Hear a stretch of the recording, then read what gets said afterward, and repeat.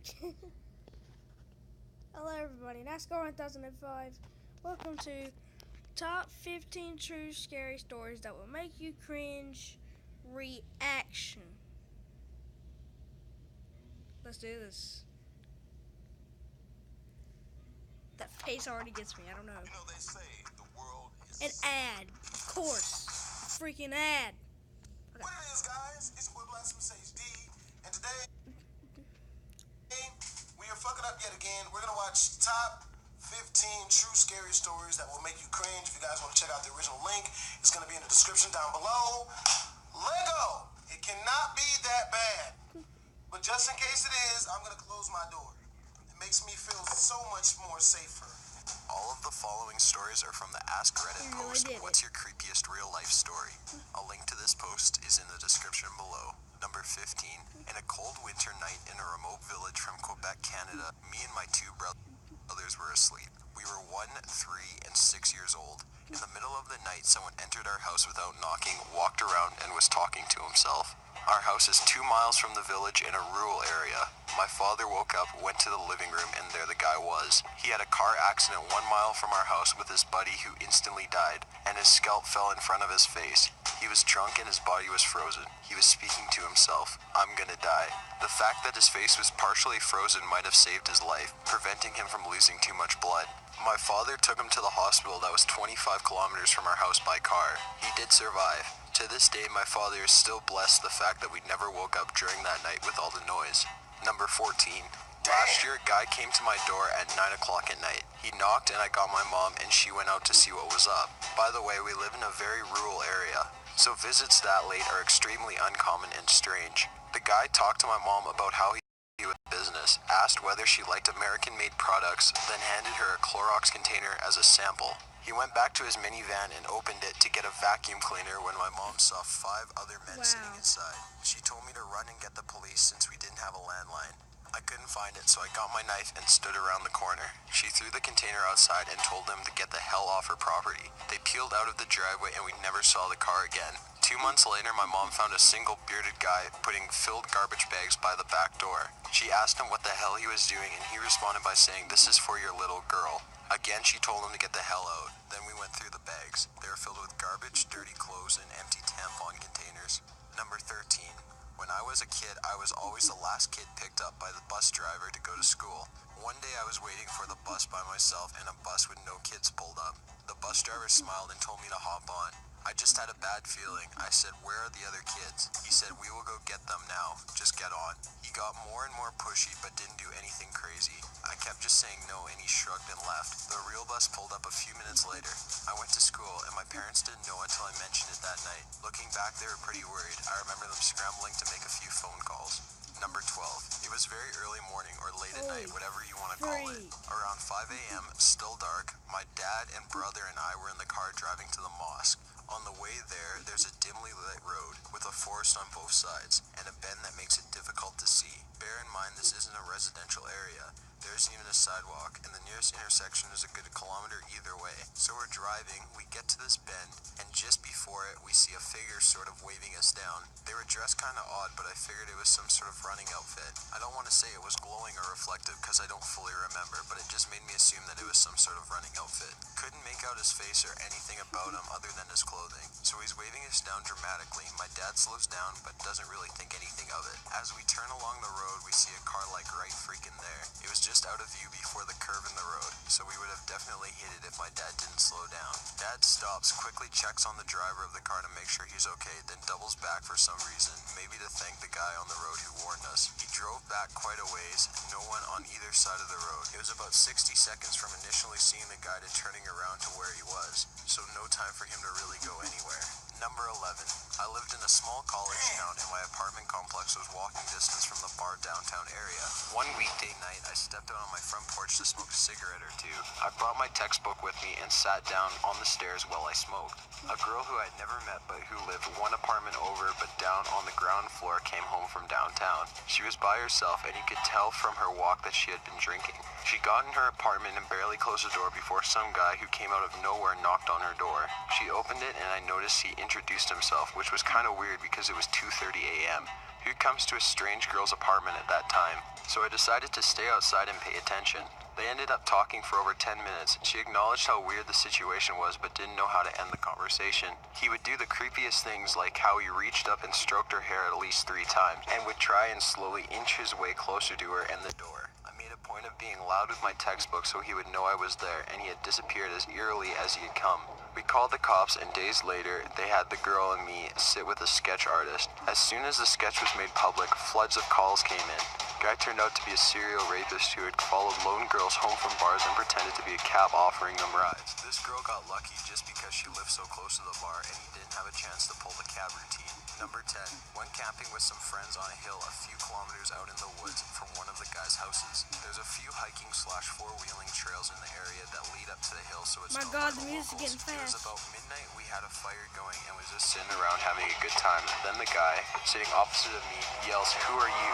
I turn around and there's this man, about 6 feet tall, staring at us from the edge of the woods with a big rock in his hand. One guy knocked an arrow in the composite bow we had. The guy across from me grabbed the hatchet and I pulled a knife off my belt. We had no clue what we were doing, but the guy wouldn't say anything to us. He eventually just backed into the woods. No sleep was had that night, and we kept a very large fire going. Number 9. I was in Minot, North Dakota with my old band. Our tour van blew a head gasket, and we were stuck there for a few days. Everyone was tired on day 2, but I was wide awake. I walked for a bit and make it to some scummy bar. I'm obviously not from around there, and no one is saying a word to me. After 2 beers, I start to get a tad nauseous and dizzy. I put my head on my hand and try to let it pass, but it keeps getting worse. Suddenly, a voice says, "You'll feel pain tonight." I jump and look up, and a tall, roughly 40-year-old man is walking to the bathroom, turns back and glances at me. I call my friends and get the fuck out of there. I slept for 12 to 13 hours and felt awful and loopy the next day. I was roofied.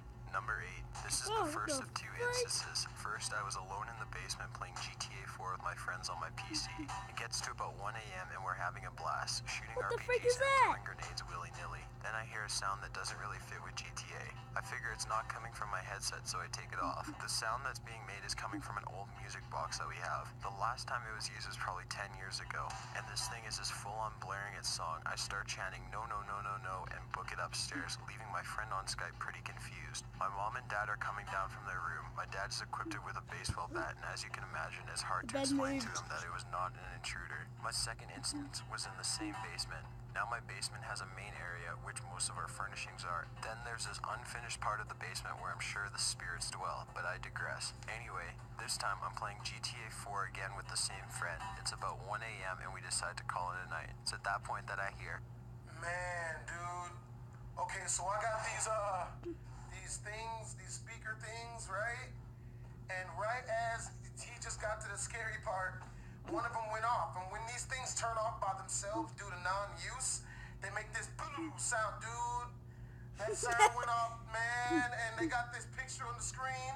Scared the literal fuck out of me. I didn't jump, but my heart fucking did, dude. That shit, oh my God. Oh my I God. felt that shit gorge with adrenaline. Oh my God. I was about to fight my camera. Okay. da, in a little girl's voice from the bowels of the unfinished part of the basement. Now it's pitch black around me except for my island of salvation at my computer. At this point, I'm so fucking done with the ghost that I say fuck it, fine, have the basement and go upstairs and go to bed. There's a couple more instances of spooky ghosts, but not as scary as these 2. Number 7. I live in Sydney, Australia, and this was probably just over a year ago. I was driving with my girlfriend back to my home after going out for dinner at a friend's house, which is about 15 minutes away from my area called Watson's Bay. To get back to my place, you need to drive down into the valley near the harbor down a long winding main road that progressively takes you down water. It's about 1:30 or 2 a.m. and we're making our ways down the road and not really paying much attention. And she suddenly grabs my arm and gasps, which freaks me out already. As I'm looking around to see what the fuck is going on, we approach the roundabout and there's a man in medical looking attire next to a woman in what looks like white pajamas with blood covering a lot of her clothing. Now obviously my balls drop and instincts kick in as I speed up. It's quite a small roundabout, so you need to either slow down enough to turn left or speed up and get the fuck straight out of there. I go straight, and as we pass, the woman attempts to launch herself at my car as the man looks like he was trying to stop her. We get home about 3 or 4 24 minutes later, and were both shaken and basically scared shitless. Called the police to inform them of what we saw, and just got a call back the next morning explaining how a woman had somehow run away from a mental home and was attempting to commit suicide using sharp objects and running onto main roads. The man was one of the first workers who knew her on the scene, and apparently they managed to bring her back to where she lived. Heard nothing more after that. Number 6. We were partying at a usual party spot by the river, and some dude came out of the woods. He just kept saying weird shit like, you gotta watch yourself down there. There's some really bad folks around here. When we asked who he was, he just said, I'm nobody. We're all a little sketched out and basically told the guy to fuck off. A couple of days later, a girl went off the rope swing there and got really fucked up. Someone put fish hooks all over the bottom of the rope swing, and it took chunks of flesh out of her leg. Later, we found out that the dude was just a guy who lived nearby, and although it was a creepy drunk, he was totally harmless. There was a fucked up, probably inbred family that lived up the road that he would warn people about. About 5 years later, last year, they beat up some kid with a log and then kidnapped some girl at gunpoint and took her on a joyride. Number 5. When I was about 10, me and my family of 6 lived in an extremely small apartment, 2-bedroom upstairs and then the living room. When I was tired of my siblings, I would sleep downstairs. One night I'm lying on the couch facing the front, watching the sky through the window by the door when a face shows up in the window illuminated by a lighter. I'm pretty relieved, thinking it was maybe one of our druggy neighbors seeing if my parents were still awake when it showed up again. I try to scream, but when I do, nothing comes out, not a sound. The person then kicks in the door and walks in the room. He sees me, smiles, goes towards the kitchen. As he comes out of the kitchen with a knife, my dad makes it down the stairs and the guy books it out of there. I can't sleep easily on couches to this day. Number 4. I was 6 or 7 years old in my parents' apartment and heading towards the kitchen. So I go towards the kitchen where my mom is talking on the phone. At the end of the corridor in front of me, I see the front door opening and halting because of the door chain holding it. I thought it was my dad. It was about 11 in the morning. So I think my dad will close the door and ring the doorbell for my mom to open up the chain. It was weird because I hadn't heard the key turning, except that nobody rings the door and an enormous hairy hand that definitely doesn't belong to my father tries to pull on the chain. Immediately, I understand it's a burglar. I rush to slam shut the door with my entire body while I whine a little no. So there's me slamming against the door with all my 7-year-old strength, panicked out of my mind, and then putting all my weight against the infernal piece of wood, with a huge burglar on the other side trying to keep the door open so he can pull the chain off. Fingers trying to grasp the end of the chain, and my mother completely oblivious about 12 feet away in the next room. I tried to scream at my mother. I remember yelling muffled pieces of Mom, Mom, but she thinks I'm horsing on and pays no attention. It's after my 7th or 8th scream when I was about to give up all hope when I heard my mom that she'll call her back because I've done something and she needed to check on me. The burglar let me close the door. My mom arrives and demands to know what I'm doing. I'm crying at that point, not being able to utter a coherent sentence, trying to point at the door, saying only burglar out or something to that effect. My mother, not getting the hint, comes over and tries to open the door to see what the fuss is all about, with me still pushing against it. As soon as I realized what she was about to do, I tried to push her away, crying, sobbing at her, don't open the door, there's a burglar outside. I had to fall on my ass, then on my knees, and beg her against trying to push me aside before she decided to change her mind and see through the people instead of opening the door. So she looks through it in a hurry and starts saying, see, there's no one and I see her very annoyed face turning pale as a sheet all of a sudden. She grabs me and pushes me aside from the door and tells me to go get her phone. I rush to the kitchen. I heard her yell through the door, I can see you crouching, you're behind the door, I'm not gonna open and I'm calling the police right this minute. The bastard was still behind the door, crouching as low as he could, not making a sound, so my mom would think no one was outside as she opened the door and he'd rush inside. My mom called the police, and after 5 minutes of my mom issuing threats through the door, we heard someone creeping away from the hallway, down the building entrance and outside the building door. My mom was white as a sheet, not making a sound or expressing any emotion throughout the whole ordeal. After about half an hour later, my father arrived, oblivious to the whole thing. When my mom told him about what happened, he went and got a new lock and a better door chain. The police arrived that afternoon, a full 5 hours later. Even though the police station is a 10-minute drive from our house, I don't think the burglar was ever caught. Number 3. My mom had been calling a lot. It was my first semester away at college, and her husband had gone batshit insane. He hit her for the first time 4 nights before I moved out. She locked him out of the... I know at the end of this episode here, my camera only does 15 minutes, and there's 14 there, but I'll make a part 2. Yeah. That. See you in the next video. I lived. I busted it. Ow. Alright, bye.